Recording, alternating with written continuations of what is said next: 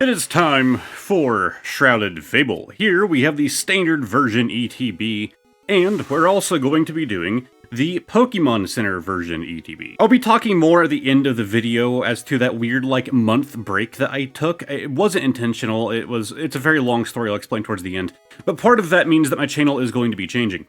Normally, these would be two separate videos. Now, I'm putting them together. Because I'm going to start only doing one video a week for the time being. We'll see how things go in the future. And then, because I'm only doing one video a week, I'm going to be basically doubling the content in said video. So I'm making one bigger video rather than two smaller ones. Anyways, more info at the end, I suppose. Anyways, Shrouded Fable is a weird set for me. I recently started getting into the Japanese sets, and I would pick up just one booster box from these Japanese sets. So I've kind of already done some Shrouded Fable. But then here in the US, they screwed the whole thing up. If you're not aware, this set didn't release with the ETB at first. It just released with, God, what even was it? It was like a couple blisters, and I don't even remember. I know that they did the Greninja and the Kingdra boxes as well at release.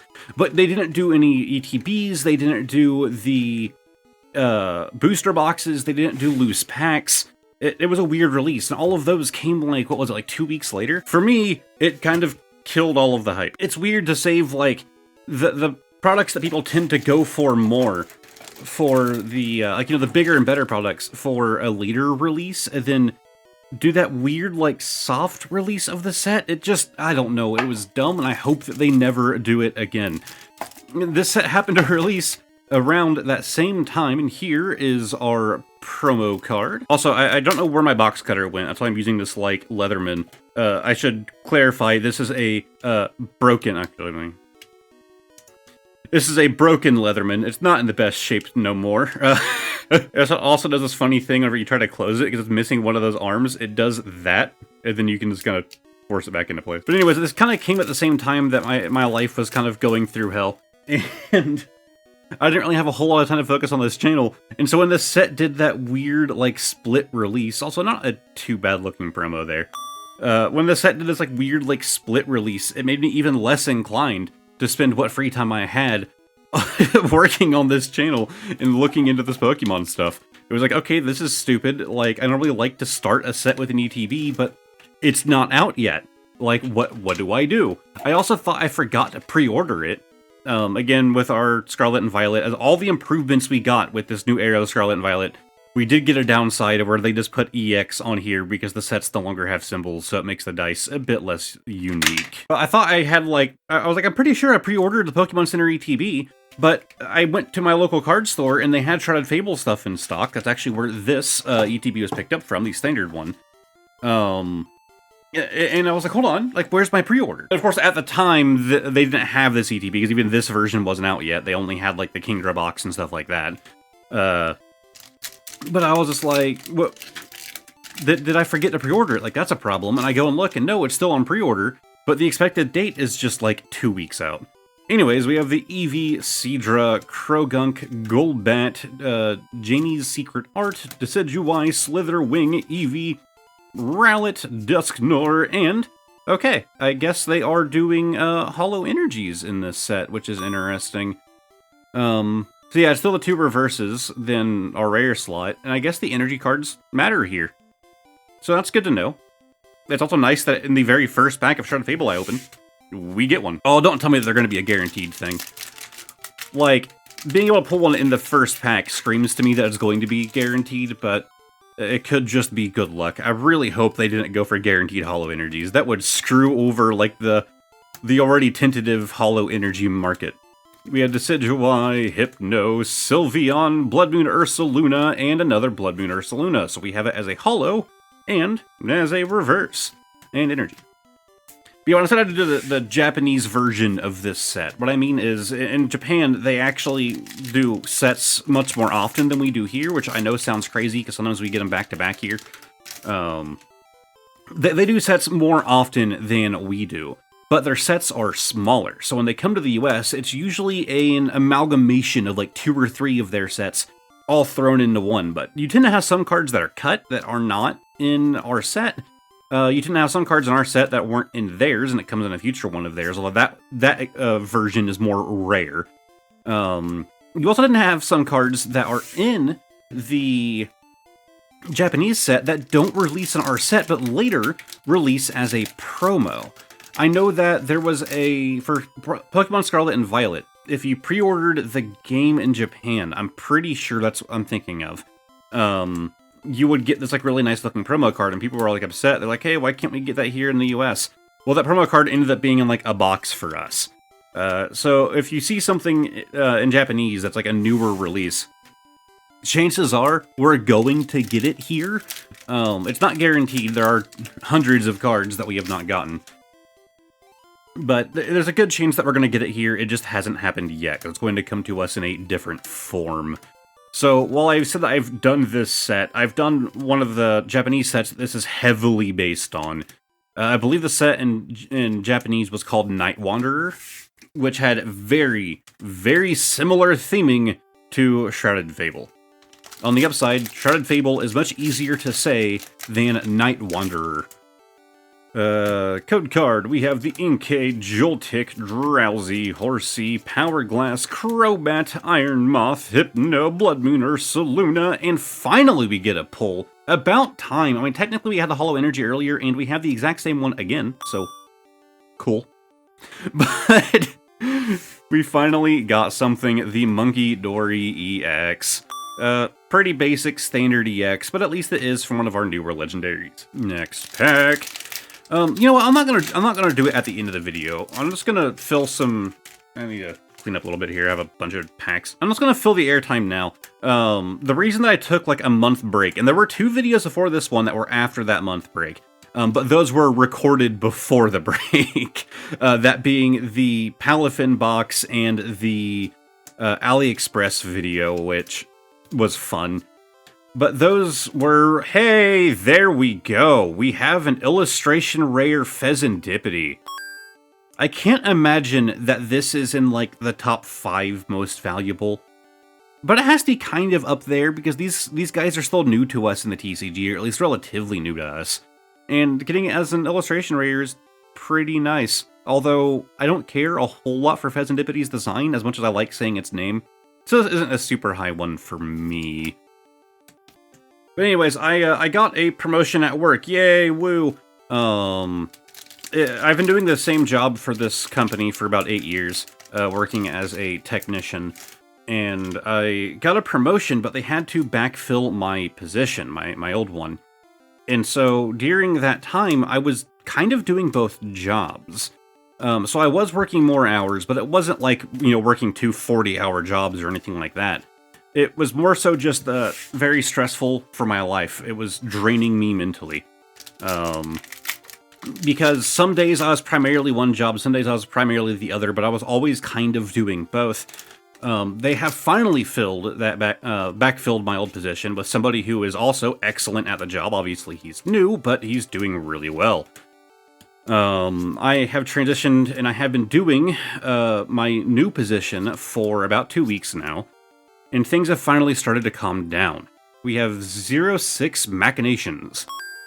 So we haven't had the most amount of pulls from our, our original normal ETB, but it hasn't been too bad.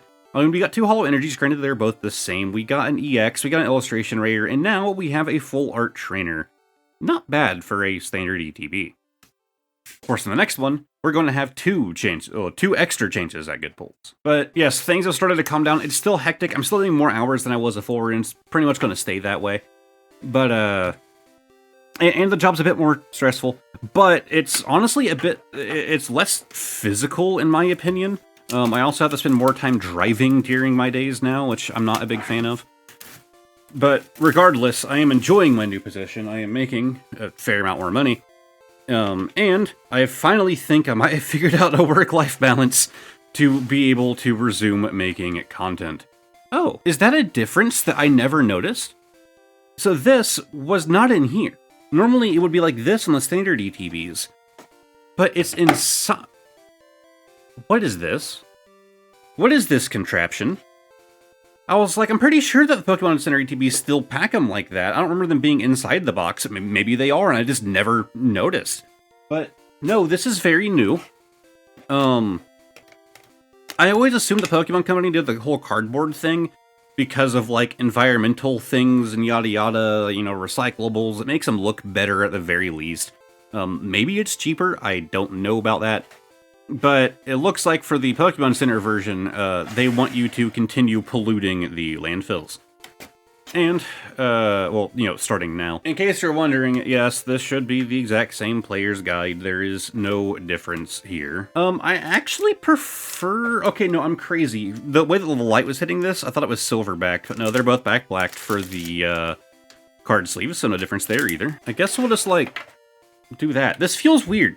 I don't like this. I don't like that the way this feels. I mean, this plastic is crumbling apart. Like, it feels low quality, in my opinion. I like the idea of having, like, a little shelf that you slide out. Like, this is not a bad idea. Making it out of this, like, crappy plastic that, like, is just crumpled up, that feels real cheap. This is the Pokemon Center version. You have to, like... You can only buy it from one store, it costs more money, it's supposed to be more premium. What is this? So anyways, we have our promo card again, but this time with the Pokemon Center stamp on it. And I will be opening this because I like to put them in better sleeves. Not that my cards are organized at all anymore, and I really need to get on that, but when you have tens of thousands to do, it's kind of difficult. But Pokemon Center stamped version. Then, of course, you're going to have the regular version in here as well. So you get the best of both worlds. I already have one of these unsealed, so I'll leave this one sealed. As far as our dividers, they are the exact same as the standard ETB. There's a code card for it. We have a pack of energies, we have our condition markers, and are our dice the same? Oh! They are not. Well, I guess they are, and I just hit the opposite end of the lottery? I don't know, it's weird. So these are the ones that we just opened. And you can see there's a lot of green in these, and that die is very dull when it comes to colors. Whereas that big die is nice and vibrant purple in the standard ETB. But if you notice, the colors in the small dice are the same. There's just, I happen to get more green dye in these ones, and I happen to get more purple dye in these ones. So I feel like there's not supposed to be a difference in these. Mine just kind of happened to end up that way. And their choice to make the more premium version dye just like a very plain color, kind of boring. Made using 100% post-consumer recyclables. Cool. It's still crap. I'm not a big environmentalist. I don't care about that. What I'm talking about more so is the customer experience. Like, I personally don't really care, but the premium feel is a big thing. I mean, you look at, like, smartphones and other, like, devices and stuff, and they put so much money into their packaging. Like, it feels weird to, like, go downgrade on that, in my opinion. Anyways, we have 11 packs here instead of the 9 that we got with the regular ETB. Anyways, sorry, I had to go clear some storage on my recording device. But we are back. So, whoop, slid out the wrong part. Come on, there we go. But yeah, I guess I don't need to do an explanation at the end of the video because I kind of already have. That's why I was away for a month. I greatly apologize. I did not want to be away for a month. In fact, there's actually big news that I realized just now I have never announced on this channel before. I'm finally monetized. Kind of big deal. So, if you look at a channel and see, oh, they have 1,000 subscribers, or, oh, I'm getting ads on this channel, that doesn't mean that they're monetized. YouTube, about a year or so ago, did the right to monetize update, where they could start monetizing videos on non-monetized channels, and none of the money goes to the creator. Not a big fan of that. And hey, we finally got a different energy, this one being the fighting. So if you see a lower viewed channel, a smaller channel like mine, and you see ads, that doesn't necessarily mean that they are monetized, that they are making money, or that they even chose to place ads in their video. Secondly, hitting 1,000 subs is only the first requirement, and in my opinion, the easier one. Not that it's easy to do, unless you're just like full-on clickbaiting or something. It's not that easy to hit 1,000 subs. Obviously, I've been doing this for years. And I'm just at, like, what, 2,100, something like that? The hardest part is hitting 4,000 hours of watch time. That has to be over the course of 1 year.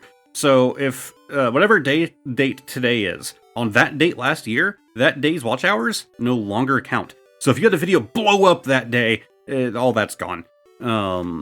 So over the course of 1 year, 365 days, we have an A-spec Vital A? Vital. Okay. Heal 150 damage from one of your Pokemon. This card cannot be put into your hand or deck from the discard pile. Not bad. Not bad. Heal mini damage. Pretty basic potion, but bigger. Hitting to 4,000 hours of watch time is the hardest part. Now, you might think, well, YouTube Shorts is an easy way to do that, and it is. I have thousands of hours on Shorts, and I haven't even uploaded any in many months. The issue is that they don't count.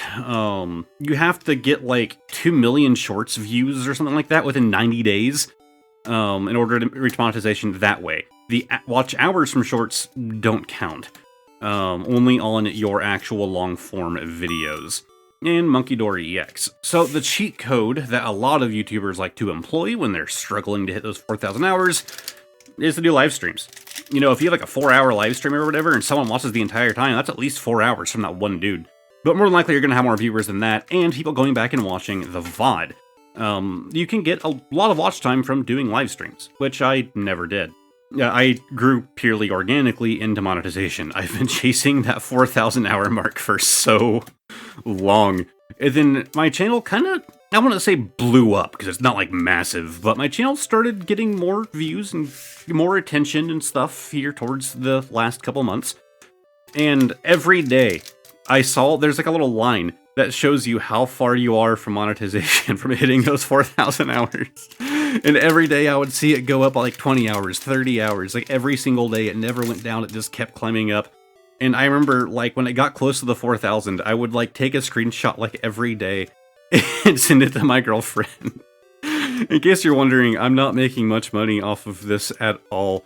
In fact, I haven't even gotten a payout yet. I've actually hit the requirement for a payout, but it hasn't hit the time to pay out yet, and I haven't even given them my financial details to do so. But it means that after years of running this channel, I can finally make something back off of it for all of the money that I've put into it. The way I look at it is I'm basically getting a discount on buying Pokemon stuff now. And we have a Psychic Energy. Not bad. For the Pokemon Center ETB, this is pretty awful. We're down to the last 3 packs. We are not doing great. But yeah, I hit monetization, and then, like, very shortly after, it disappeared for a month. It's like, oh, okay, I hit the one thing, the one goal I came here for. I'll see you guys again later. Like, it wasn't intentional. It just happened to be the way that things lined up. Also, when it comes to running ads and stuff on my videos, I try to just run, like, one at the end of the video. Unless the video is, like, long, then I might throw one in the middle. It just depends. When you do, like, the auto, you can have YouTube auto-detect good places to pause the video and put an ad. And it's actually really good at it. Like, it's really good at knowing, okay, like, I'll watch my own video, and it's like, I just got done with a pack, and I finished what I was saying, and it goes like a camera cut or whatever, but instead, they place an ad right there. Like, they're really good at it, but good God, they try to put too many on some of them. When I enabled monetization, I had to go through a bunch of my videos because I had turned on, like, the auto placement. And you can't auto undo that. And I think it was like one of my AliExpress videos that had like my most viewed video on the channel. That and the Temu video are both longer ones. And Kingdra EX. And not too bad. I mean, we finally got like a pull, I suppose. It's a basic EX, but good God, the Pokemon Center box is screwing us. Last pack. Anyways, it put like 5 mid-roll ads in the video, and I'm like, hold on, that is way too many, especially for being my most watched video. Like, that is a horrible impression. So I think I lowered it down to one mid-roll ad on both of those. To be fair, during like the day or two when that was happening, I didn't notice that it was happening. Those videos ended up making me the most amount of revenue. but like, at what cost? My goal is not to just suck money out of my viewers. Like, that's why I almost never do mid-rolls. This one might. This is kind of a longer one. We have the Monkey Dory EX as a full art. About time we get something good from this one. Good God, I'm happy I had a lot to talk about, because otherwise, this ETB was dry. But I mean, I'm happy. Full art Monkey Dory, number 83 of 64. Woo. Also, is this really a 64 card set? Well, I did not notice that the entire time. This is a very small set. A lot of the times, if it's like a special like subset or something, they won't include the generation, right? So the Scarlet and Violet wouldn't be there. It would just say Shrouded Fable. You'll see that with like Hidden Fates and a lot of the Fates sets. Like the Celebration set, stuff like that. They don't include like Sword and Shield or Scarlet and Violet. So I had no reason to assume this was a subset, but with its weird release schedule, and the fact that there's only 64 cards in the main set, of course there's going to be like 100 freaking secret rares. This feels like a subset to me. Like, it really does. You shouldn't be there. Anyways, it's time for bonus card of the day. Just because I was away for a month doesn't mean I wasn't purchasing things for a month. And our bonus card of the day segment has grown in size. But, pulling from the back as per usual, we have a sleeved card. It's one of these kind of like textured on the back sleeved cards. I actually like these. I collect Final Fantasy cards on the side. Not super often. I used to buy them a lot more than I do now. I barely buy them at all anymore. I have a bunch of packs sitting back there just waiting for me to like maybe do a video one day. But anyways, I really like these sleeves for the Final Fantasy cards because their cards are like thick and rigid. Like, it is hard to damage Final Fantasy cards, and these sleeves just fit so perfect and feel so nice on them. Anyways, that does not matter. Trying to guess the year based on the back of the card, we have a tiny nick right there, probably where it was like inserted into a sleeve, like someone's nail or something. Aside from that, it's in like perfect condition. I'm going to have to assume this is pretty modern. We're going to go 2023. And 2022, I am 1 year off. We have the Rainbow Unknown V Star. Also a secret rare, 199 of 195. Ooh, I can't remember what that set symbol is. Astral Radiance, maybe? I think Astral Radiance. It would make sense with the unknown as well. Either way, not a bad card to end this video off on. In all honesty, between two ETBs, I was kind of disappointed in the number of pulls, so at least we kind of wrapped it up pretty nicely. So anyways, if you like this video, give it a like, subscribe to the channel, all of that fun stuff. If you like the change of doing bigger content once a week instead of smaller twice a week, let me know. I think it's a nice change, but only time will tell. It's at least easier for me to do currently. And I guess it's only fitting that I link you guys over to the Night Wanderer Japanese booster box after this, so you can see what the Japanese side of this set looks like. So that will be on screen along with a playlist of all of my Pokemon videos if you feel like binging. Thank you guys very much for watching, and hopefully I will see all of you next time. Goodbye for now.